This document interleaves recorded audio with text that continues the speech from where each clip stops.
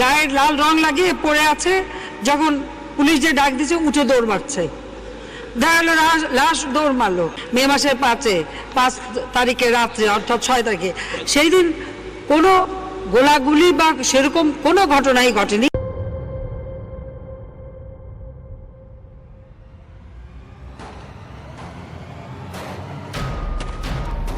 5ই মে 2013 রাজধানীর মতিঝিলে শাপলা চত্বরে ঠিক কী হয়েছিল তা নিয়ে জনমনে এখনও রয়েছে ধোঁয়াশা। সে সময় হতাহতের খবর সামনে আসেনি। শুধু তাই না, এই নিয়ে সংবাদ করায় বন্ধ করে দেয়া হয় দিগন্ত টিভি ও ইসলামিক টিভির সম্প্রচার। আসলে কি হয়েছিল সে রাতে? সেটি কি ছিল আওয়ামী লীগ সরকারের প্রথম গণহত্যা? ঘটনা শুরু হয় 2013 সালের 5ই ফেব্রুয়ারি শাহবাগ থেকে। 2009 সালে নির্বাচনে জয়লাভ করে আওয়ামী লীগ সরকার 1971 সালের যুদ্ধাপরাধীদের বিচার কাজ শুরু করে। আন্তর্জাতিক অপরাধ ট্রাইব্যুনালে চলতে থাকে বিচার। তৎকালীন বাংলাদেশ জামায়াতে ইসলামীর সহকারী সেক্রেটারি জেনারেল আব্দুল কাদের মোল্লা দোষী সাব্যস্ত হন এবং তাকে যাবজ্জীবন কারাদণ্ড দেওয়া হয়। এরপরেই শাহবাগে গঠিত হয় গণজাগরণ মঞ্চ, যেখান থেকে ছাত্র জনতা যাবজ্জীবন নয় বরং ফাঁসির দাবিতে আন্দোলন শুরু করে।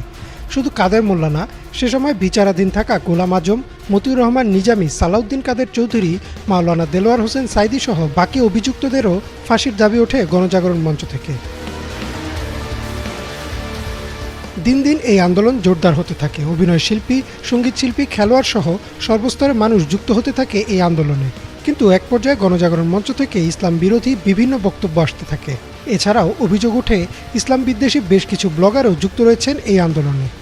ইসলাম বিদ্বেষী এসব বক্তব্য ও ব্লগারদের সম্পৃক্ততার বিরুদ্ধে গঠিত হয় একটি অরাজনৈতিক ইসলামিক দল হেফাজতে ইসলাম। ইসলাম ও রাসূল সাল্লাল্লাহু আলাইহি ওয়াসাল্লামকে নিয়ে কটূক্তিকারী ব্লগারদের ফাঁসিসহ 13 দফা দাবি জানায় দলটি। আর এই দাবি আদায়ের উদ্দেশ্যে 2013 সালের 5 ও 6 মে রাজধানীর মতিঝিলে সমাবেশের ডাক দেয় হেফাজতে ইসলাম। 5ই মে ফজরের নামাজের পরপরই ঢাকার মোট 6টি প্রবেশপথ দখলে নেয় হেফাজতে ইসলামের ব্যানারে সারা দেশ থেকে আসা কওমি মাদ্রাসার ছাত্র শিক্ষকরা। বেলা বাড়ার সাথে সাথে হেফাজতের নেতাকর্মীরা শাপলা চত্বরের দিকে আসতে শুরু করেন। বিবিসির একটি প্রতিবেদন অনুযায়ী বলা হয়, হেফাজতের নেতারা শাপলা চত্বরে সমাবেশ করার জন্য দফায় দফায় পুলিশের কাছে অনুমতি চায়, কিন্তু পুলিশ শুধু মোনাজাত করে সমাবেশ শেষ করার অনুমতি দেয়। নেতাকর্মীরা মিছিল নিয়ে আসতে থাকলে বঙ্গবন্ধু এভিনিউ, পল্টন ও বাইতুল মোকাররমের গেটে আওয়ামী লীগ, যুবলীগের কর্মীদের সাথে সংঘর্ষ হয় হেফাজত কর্মীদের। পুলিশ অনুমতি দিলেও ততক্ষণে পরিস্থিতি নিয়ন্ত্রণের বাইরে। দফায় দফায় আওয়ামী লীগ কর্মীরা আক্রমণ চালায় হেফাজতের কর্মীদের উপর, সাথে যুক্ত হয় পুলিশও। ক্রমাগত গুলি ছুটতে থাকে পুলিশ। আর এদিকে বাইতুল মোকাররমের আশপাশে ইসলামী বইয়ের দোকানগুলিতে ধরিয়ে দেওয়া হয় আগুন। তৎকালীন আওয়ামী লীগের সাধারণ সম্পাদক ও স্থানীয় সরকার মন্ত্রী সৈয়দ আশরাফুল ইসলাম দুপুরে একটি সংবাদ সম্মেলন করে হেফাজতের নেতাকর্মীদের সন্ধ্যা পর্যন্ত আলটিমেটাম দেন। তিনি বলেন, সন্ধ্যার মধ্যে শান্তিপূর্ণভাবে মতিঝিল এলাকা ত্যাগ না করলে তাদের শায়েস্তা করা হবে। জবাবে হেফাজতের নেতারা এই আলটিমেটাম বয়কট করেন ও শাপলা চত্বরে অবস্থানের সিদ্ধান্ত নেন। সরকারের পক্ষ থেকে সিদ্ধান্ত নেওয়া হয় যে রাতের মধ্যে হেফাজতের নেতাকর্মীদের শাপলা চত্বর থেকে সরিয়ে দেওয়া হবে। তাই পুলিশ ও র্যাবের কয়েক হাজার সদস্যদের নিয়ে আসা হয় সমাবেশ স্থলের আশপাশে। বিবিসির প্রতিবেদনে বলা হয়, রাত 3টার দিকে দৈনিক বাংলা মোড়, দিলখুশা ও নটরডেম কলেজের সামনে থেকে শুরু হয় অভিযান। সে সময় অধিকাংশ নেতাকর্মী ঘুমিয়েছিলেন, আর কেউ কেউ জিকির অথবা নামাজরত ছিলেন। রাতে মতিঝিল ও শাপলা চত্বর এলাকার সড়কবাতি বন্ধ করে শুরু হয় ত্রিমুখী অভিযান। বৃষ্টির মতো গুলি ছুটতে থাকে আইনশৃঙ্খলা রক্ষাকারী বাহিনীর সদস্যরা। গুলির সাথে ছিল টিয়ার গ্যাস ও সাউন্ড গ্রেনেড। প্রচণ্ড গোলাগুলিতে দিকবিদিক শূন্য হয়ে ছুটতে থাকেন হেফাজত কর্মীরা। অভিযান শুরুর 10 মিনিটের মধ্যে আইনশৃঙ্খলা বাহিনী পৌঁছে যায় শাপলা চত্বরে। হেফাজত কর্মীরা আশপাশের বিভিন্ন ভবনে আশ্রয় নেন, কিন্তু সেখান থেকেও তাদের বের করে নিয়ে আসে পুলিশ। সারা রাত চলে এই অভিযান। ভোরবেলাতেও থেমে থেমে পাওয়া যায় গুলির আওয়াজ। পরদিন সকালে মতিঝিলের শাপলা চত্বর রূপ নেয় এক যুদ্ধবিধ্বস্ত এলাকায়। সে রাতে এই অভিযান নিয়ে সংবাদ প্রকাশের কারণে বন্ধ করে দেওয়া হয় দিগন্ত টিভি ও ইসলামিক টিভির সম্প্রচার।